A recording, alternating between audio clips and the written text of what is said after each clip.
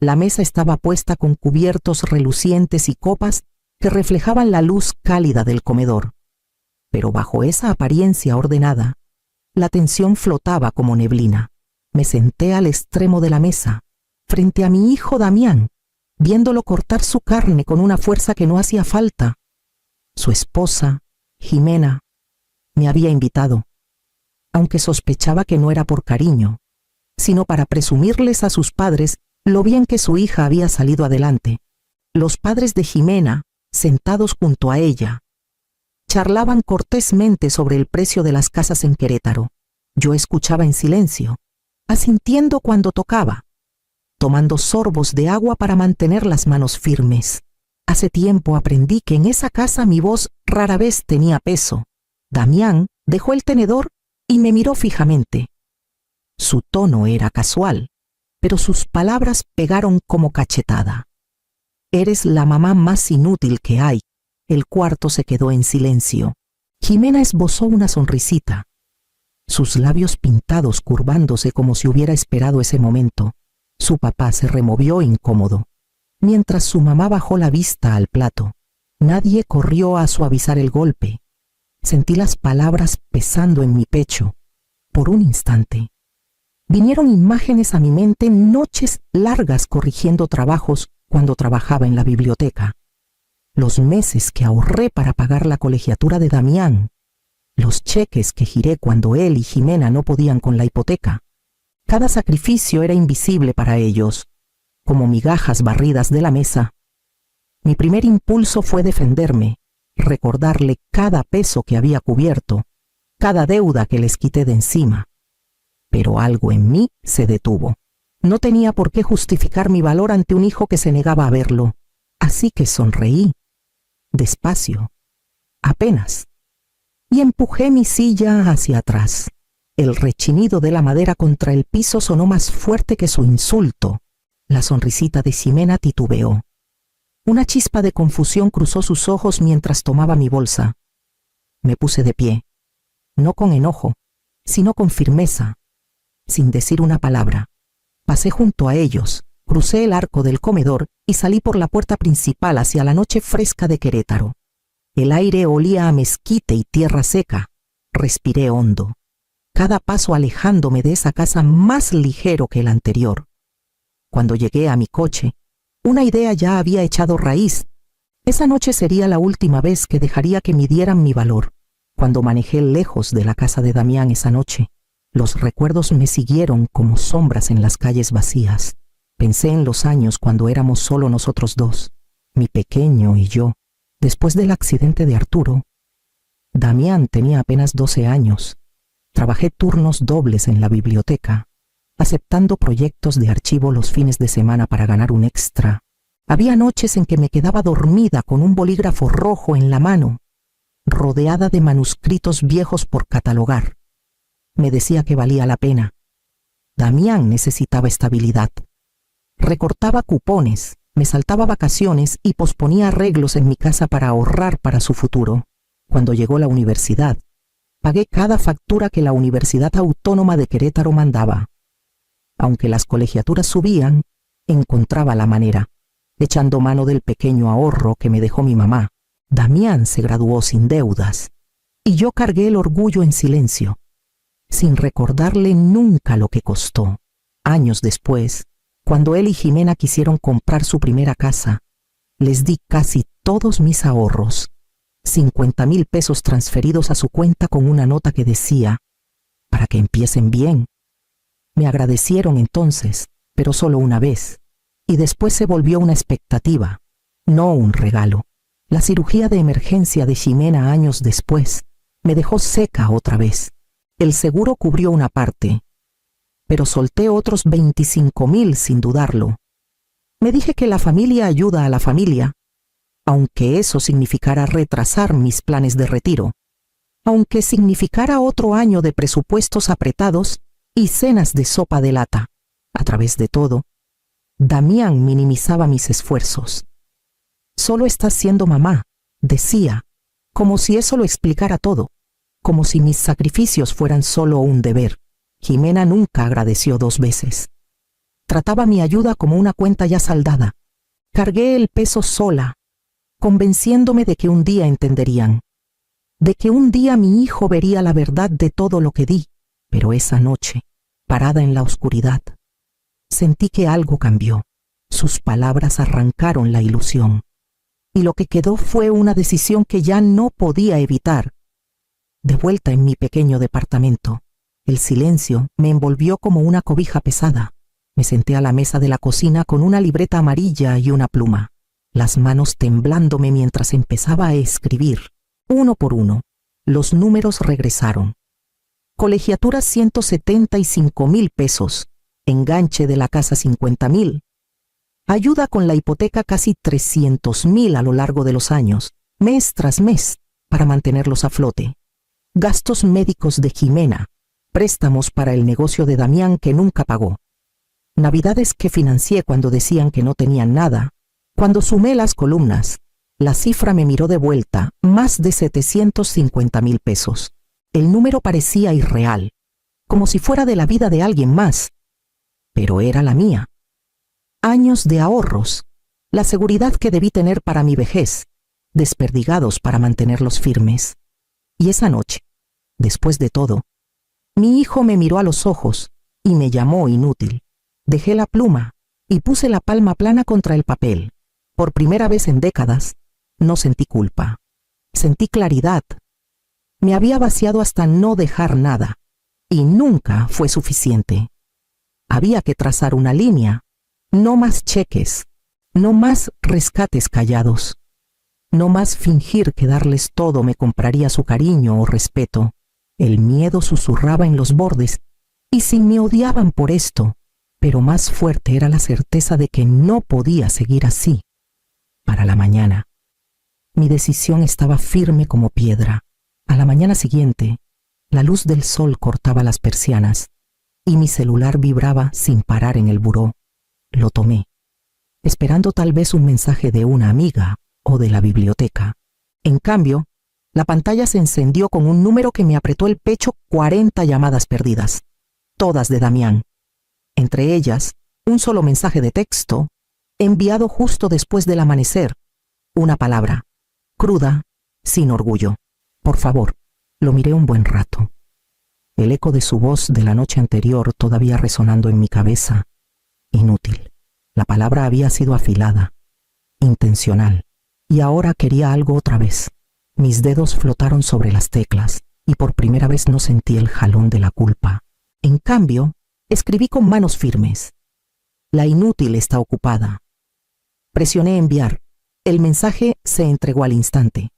Una línea simple que cerró un capítulo que llevaba años formándose. Más tarde, imaginé la escena en su casa.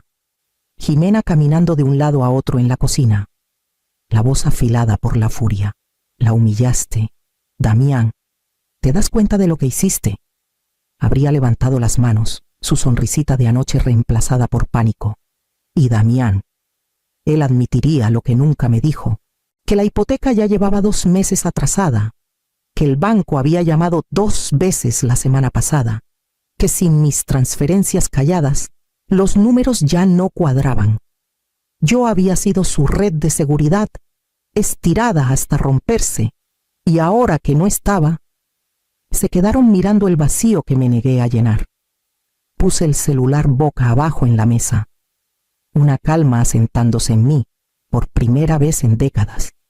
Su caos era solo suyo, no mío para cargar, y mientras su pánico crecía, sentí el peso levantándose de mis hombros, dejando espacio para que algo nuevo comenzara. Para la media tarde, el silencio se volvió demasiado pesado. Sabía que Damián no dejaría de llamar, y Jimena no dejaría de presionar desde las sombras.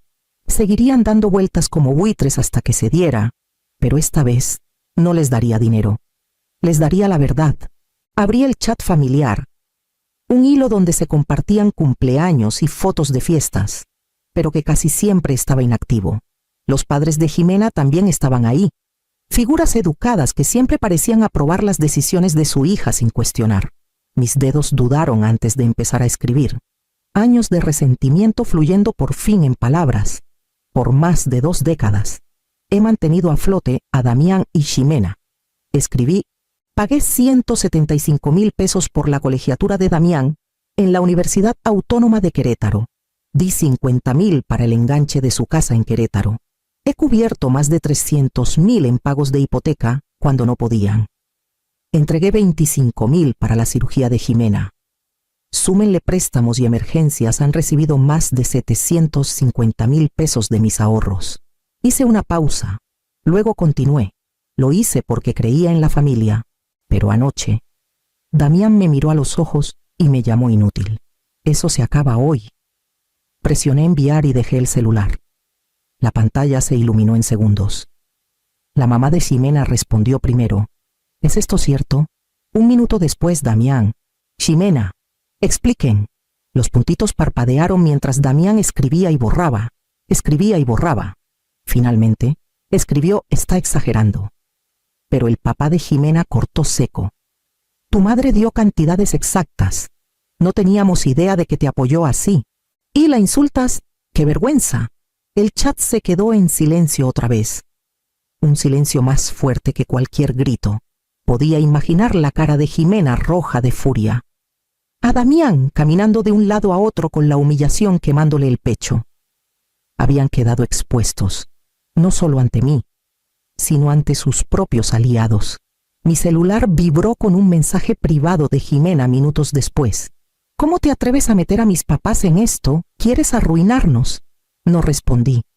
Su ruina no era obra mía, era la verdad, al fin expuesta. Y por primera vez en años, no sentí necesidad de defenderme. Los números hablaron por mí. Cada peso un registro de amor torcido en deuda. El aire en mi departamento se sentía más claro, como si una ventana se hubiera abierto después de décadas de aire viciado. Sabía que la tormenta rugiría en su casa esa noche, y ya no me importaba protegerlos de ella, aunque no estuve ahí para verlo. Los detalles me llegaron pronto. Esa noche, en la casa de Damián, mi mensaje explotó como una carga que llevaba años tic-tac. Ximena fue la primera en desatar su furia. No podías mantener la boca cerrada, ¿verdad?, gritó, su voz resonando en la cocina abierta. Tenías que humillarla. Y ahora míranos. Damián respondió, rojo de rabia. Tú eras la que siempre me empujaba a pedir más.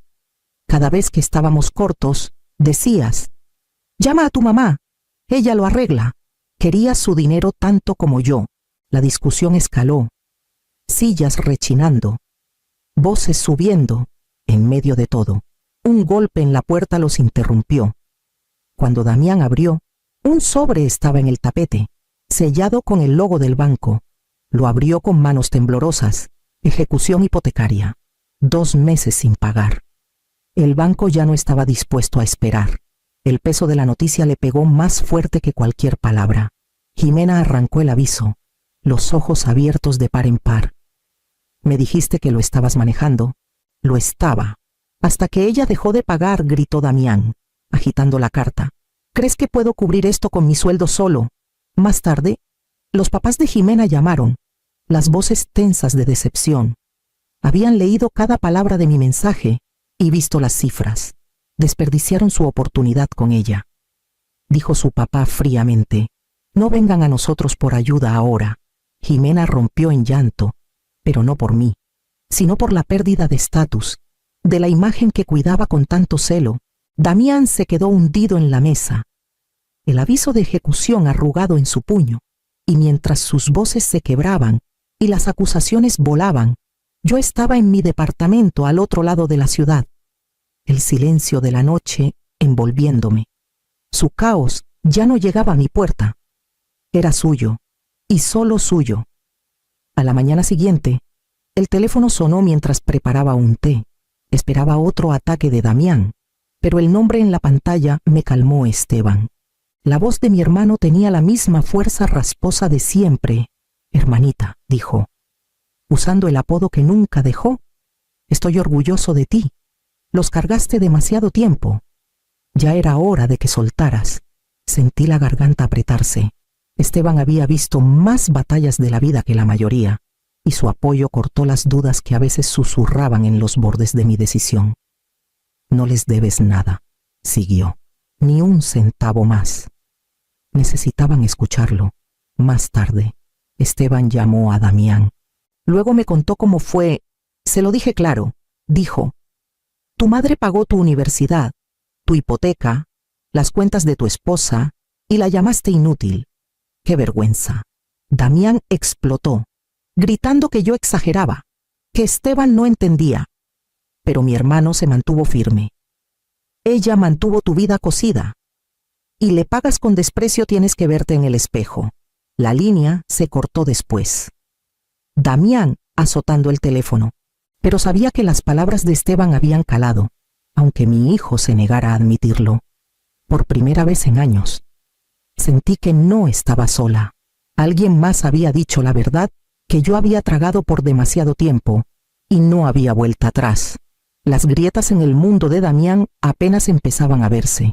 Las semanas que siguieron fueron un desmoronamiento lento que no necesitaba presenciar para entender. Las noticias corren rápido en un lugar como Querétaro. Y Damián siempre se había asegurado de que la gente conociera su nombre. Ese orgullo, esa imagen pulida del hombre exitoso, comenzó hasta a desmoronarse pedazo a pedazo. Su empresa recuperó el equipo que había rentado para un proyecto que nunca cuajó. Sin él, perdió fechas de entrega. Contratos se esfumaron y pronto su celular se llenó de mensajes de acreedores exigiendo pagos. Lo que antes sonaba a oportunidad, ahora resonaba a desesperación. Jimena, tan ansiosa por presumir su éxito, empezó a replegarse. Dejó de publicar fotos de su casa, dejó de invitar a sus amigas.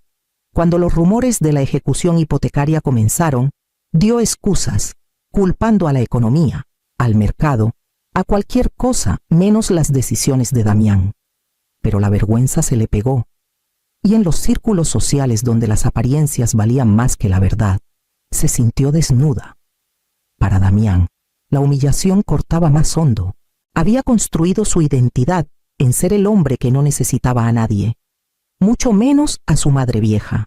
Ahora, los mismos amigos a los que presumía lo evitaban en los restaurantes, lo saludaban tiesos en los pasillos del súper. Sus hombros se encorvaron, su voz se volvió cortante.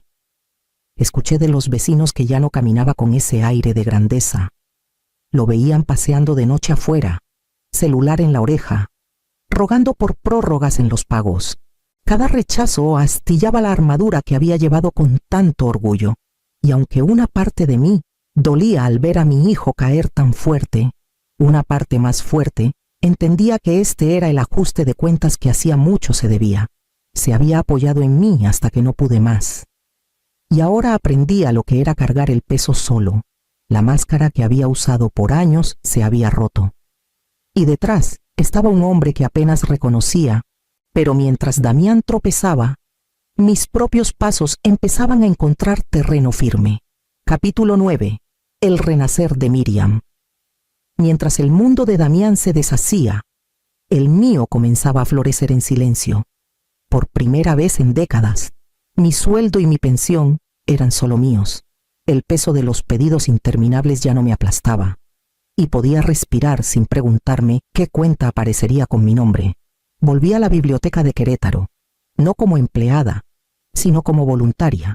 El olor de los libros viejos y el murmullo de los estudiantes me recordaron los años que una vez amé, cuando el conocimiento era un regalo para compartir, no una carga para escapar.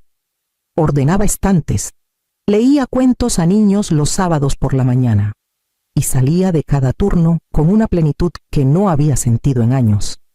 Los fines de semana, me uní a un grupo de caminatas en San Miguel de Allende. Las lomas verdes y los cerros dorados ponían a prueba mis piernas, pero fortalecían mi espíritu.